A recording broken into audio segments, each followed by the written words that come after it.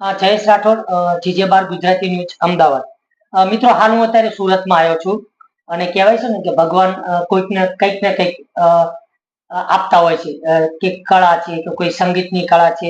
એવા જ એક સુરતમાં ગુંતું નામ, આમ તો સુરત જ નહીં પણ ગુજરાતમાં ગુંતું નામ, એટલે કે આપણા સૌના પ્રિય એવા મનસ્વીબેન બહુ સારું એવું ગાય છે.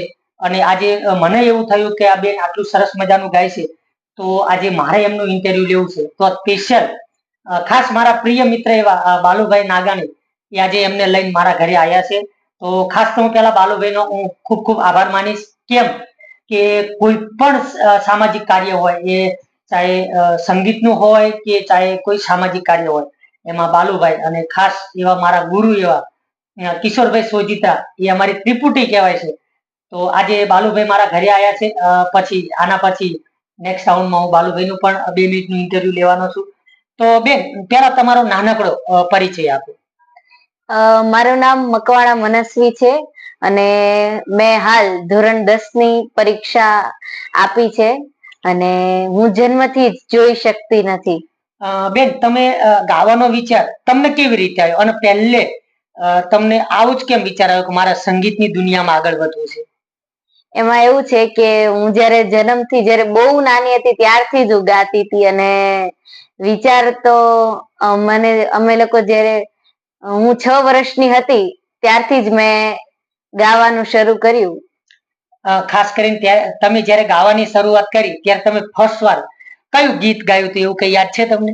હું જન્મથી જ થોડીક 5-6 વર્ષની થઈ ત્યારથી જિગ્નેશ દાદાની કથા સાંભળતી અને એમના ઘણા બધા ભજન હજી મને મોઢે છે, પણ સૌથી પહેલા જો હું કોઈ ભજન ગાતી તો દ્વારિકાનો નાથ, એ ભજન જિગ્નેશ દાદાનું સૌથી પહેલા નાની હતી ત્યારે ગાતી. તો સાંભળાવો મારા દર્શક મિત્રો.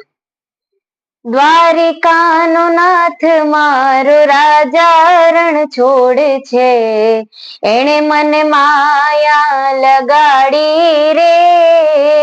દ્વારિકાનો નાથ મારો રાજા રણ છોડે છે, એણે મને માયા લગાડી રે. તમે મને માયા લગાડી મારા વાલા, તમે મને માયા લગાડી મારા વાલા, એણે મને માયા લગાડી રે. રાધાનો શ્યામ મારો રાજા રણ છોડે છે, એણે મને માયા લગાડી રે. ખૂબ સરસ મનસ્વીબેન, ખૂબ સરસ ગાવશો અને અમે ભગવાનને પ્રાર્થના કરીએ કે આપ જીવનમાં ખૂબ આગળ વધો, એવી અમારી દિલથી પ્રાર્થના. ખાસ કરીને મનસ્વીબેન, તમારા જીવનમાં કોની પ્રેરણાથી તમને આ ગાવાનું એક ઉત્સાહ જાગ્યો? તમને સંગીતમાં કોણ અતિ પ્રિય છે? સિંગરમાં મતલબ. અચ્છા, સિંગરમાં તો મને ઘણા બધા સિંગર ગમે છે. એમ તો તમને મનગમતા? એમ તો કીર્તિદાન ગઢવી. અચ્છા, તો કદાચ આ ઇન્ટરવ્યુ હું કીર્તિદાન ગઢવીને હું બતાવીશ તો તમારો જીવનનો ગોલ શું છે? તમારા જીવનમાં શું કરવું છે? મારે જીવનમાં ખૂબ જ મોટી સંગીતકાર બનવું છે અને મારા પપ્પાનું તથા મારા પરિવારનું નામ રોશન કરવું. યસ. અને ખાસ કરીને બેન, તમે અત્યાર સુધીમાં ક્યાંય તાલીમ કે એવું કઈ લીધું છે કે તમારી જાતે જ આ મહેનત કરી છે? ના, તાલીમ મેં લીધેલી છે. મેં 1.5 વર્ષ ક્લાસિકલ ના ક્લાસ કર્યા છે અને હમણાં થોડાક જ સમય પહેલા 1 જ મહિના મેં હાર્મોનિયમ શીખેલું. જેઠસુ રાતા કરીને એક હતા, એમનું પણ ખૂબ નામ હતું. એવું તો એમનું હમણાં થોડાક 2-3 દિવસ પહેલા જ એમનું અવસાન થઈ ગયું. મારા ગુરુજી હતા, એમણે મને હાર્મોનિયમ શીખવાડેલું. અચ્છા, એટલે તમે ત્યાં તાલીમ લીધેલી છે? હા, હાર્મોનિયમ ની 1 મહિના અને ક્લાસિકલ 1.5 વર્ષ. અને ખાસ કરીને મનસ્વીબેન, તમારા પરિવારમાં અત્યારે હાલમાં કોણ કોણ છે? હાલમાં મારા મમ્મી, પપ્પા અને મારી 2 બહેનો છે, એક મોટી અને એક નાની. અમે તારા નામની રે અલખના રે ધામની રે, જીરે ધૂણી રે ધખાવી બેલી, અમે તારા નામની જીરે ધૂણી રે ધખાવી બેલી, અમે તારા નામની. હાચો ધણી રે મારે પીર, રામદેવ હાચો ધણી રે મારે પીર રામદેવ હે પીર મારા નો ઢારાના એ આધાર હે ધન બાવા હાચો ધણી રે મારે પીર રામદેવ. ખાસ કરીને મનસ્વીબેન, તમારી સ્કૂલમાં સંગીતની કોઈ પણ સેવાકીય પ્રવૃત્તિમાં તમે જ્યારે ભાગ લેતા હો છો ત્યારે તમને તમારી સ્કૂલ તરફથી શું સપોર્ટ મળતો હોય છે? સ્કૂલ તરફથી પણ ખૂબ જ સારો સપોર્ટ મળે છે અને અમારા સ્કૂલમાં વિવેકભાઈ ટેલર કરીને છે, એમનું ખૂબ જ નામ છે અત્યારે. એઓ પોતે બ્લાઇન્ડ છે અને એઓ અમને સંગીત શીખવાડે અને આવી રીતે બહારથી કોઈ પણ પ્રોગ્રામ હોય એમાં અમને બધાને પાર્ટિસિપેટ કરાવે અને ખૂબ અમને અમારા ઉપર ધ્યાન આપે છે અને ખૂબ સારું. ખાસ કરીને તમારું ગુજરાતમાં ભગવાન એવું કરે ને તમારું ખૂબ મોટું નામ બને તો તમારા જેવા જે દિવ્યાંગ બાળકો છે એના માટે તમે શું કરી શકશો?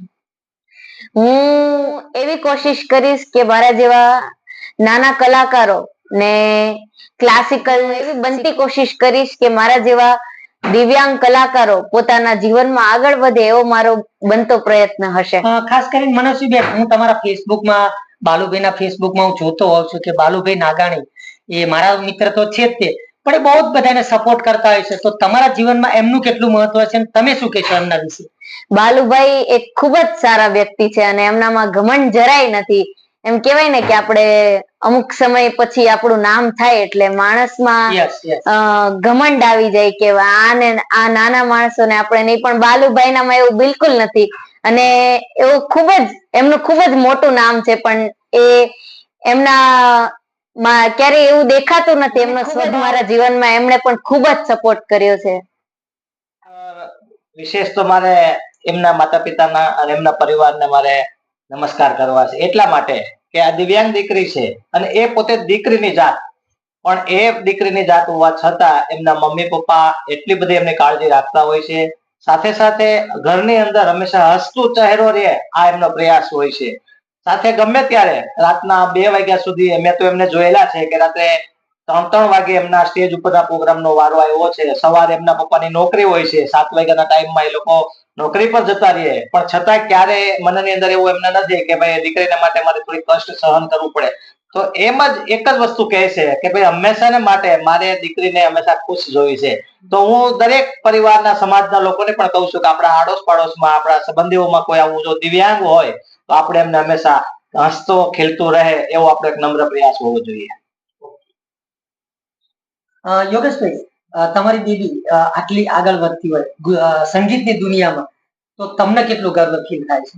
મને ખૂબ જ ગર્વ થાય છે અને બીજા નંબરમાં તો હું ભગવાનને ખાસ પ્રાર્થના કરું કે મારે ત્યાં આવી દીકરીનો જન્મ થયો કે જેના થકી અમે લોકો ઉજળા છીએ. સાચી વાત કે ભાઈ મારે અહીંયા આવી દીકરી કહેતા હોય કે આને ખોટ ખાપણ, પણ ખરેખર એવું નથી. એની અંદર એક દિવ્ય અંગ છે, દિવ્યાંગ નો કહેવાય પણ એક દિવ્ય અંગ છે અને એ મારે અહીંયા જન્મ લીધો એટલે હું ભગવાનને ખૂબ ખૂબ આભાર વ્યક્ત કરું. અને બીજા નંબરમાં હું તો આખો દિવસ હોઉં નહીં, પણ મારા પપ્પા એટલે કે એના દાદાનો ખૂબ જ એને સપોર્ટ હોય છે અને એના થકી જ અમે લોકો અત્યારે ખૂબ આગળ અને બધી મદદ કરતા હોઈએ છીએ, એટલે એમનો પણ ખૂબ સપોર્ટ હોય છે આની.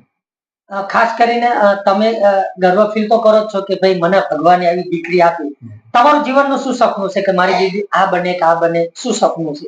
સપનું તો મારું એવું જ છે કે કાલે કદાચ હું હોઉં કે ન હોઉં, પણ અત્યારે કહેતા નથી કે ભાઈ જે દેખતા બાળકો હોય એને અત્યારે લોકો નથી હાચવતા. તો આવું દિવ્યાંગ બાળકને આપણે તો માવતર તરીકે આપણે રાખતા હોય, પણ આપણે ન હોય ત્યાર પછી આનું શું થાય આ સમયની અંદર?